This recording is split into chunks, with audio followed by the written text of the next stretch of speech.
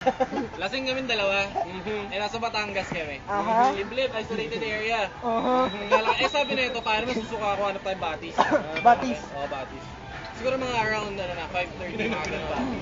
Ano na talaga, dito magsa-sunset na. Eh, lasing nga kami, siguro mga naka 5 cases kami, 3 lang kami.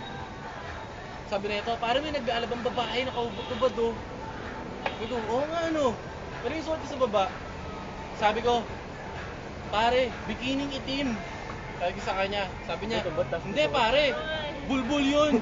Bulbul yun pare. Sabi ko, lasing ka lang pre, naka-bikining itim. Itim mo, bikining itim. Sabi niya, teka, titignan ko. Di lumapit kami, sabi niya, oh, bulbul yan pare, bulbul yan. Sabi ko, panting nga, panting itim. Sabi ko, lamin na natin, tanongin natin. O sige, sabi niya, ate, di ba, bulbul yan? Sabi ko, hindi di ba, bikini yan? Sabi niya, alin? Yan o, yung suot mo. Pagtingin niya, ay! Shoe! Langaw pala! Hindi! Putang ina!